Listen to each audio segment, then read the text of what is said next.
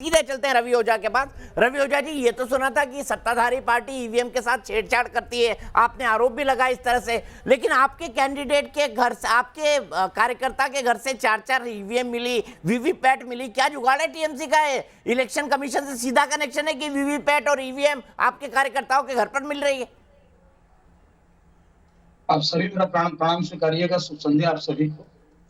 आपने जब ये सवाल पूछा है तो सबसे पहले एक बात मेरी मान लीजिए, जो इतने दिनों से आपके चैनल पर बैठ करके मैं कह रहा था कि चुनाव आयोग निष्पक्ष नहीं है। इस चीज को पहले आप लोग मान लीजिए, अगर आप लोग आरोप लगाते हैं तो।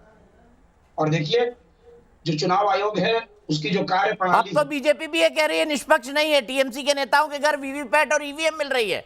अब तो बीजेपी भी यही कह रही है। प्रकाश जावड़ेकर ने प्रेस कॉन्फ्रेंस की, जो सरकार के प्रवक्ता और आईएनबी मिनिस्टर हैं।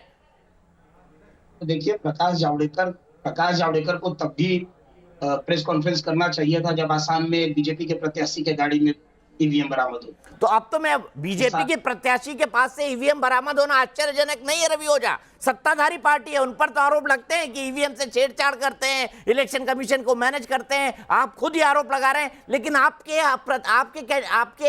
नेता के घर से ईवीएम मिली है, ये कौन सा चमत्कार है? यही तो समझना चाह रहा हूं आपसे। नहीं, यही तो मैं भी आपको समझाना चाह रहा हूं कि क्या यही वो खेला है जिसके लिए ममता दीदी कह रही है बार बार, खेला हो है, खेला हो है? नहीं सर।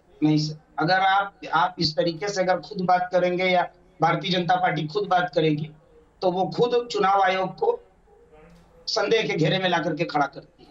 सबसे पहले एक बात ये समझ में, स्पष्ट रूप से एक बात कहता हूं कि अगर ऐसा कोई भी घृणित कार्य कहीं होता है, हर व्यक्ति, हर दल संदेह के कटघरे में ला करके खड़ा किया जाना चाहिए, चाहे वो कोई भी दल।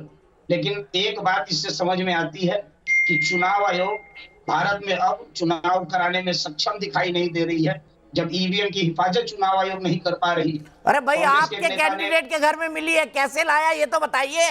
क्या वो ईवीएम चलाना सीख रहा था, वीवीपैट चलाना सीख रहा था? कैसे आई आपके कार्यकर्ता के घर पे, ये तो बताइए भाई। 4 ईवीएम बरामद हुई हैं, कहीं से तो आई होगी ना रवि ओझा जी, आपके कार्यकर्ता के घर।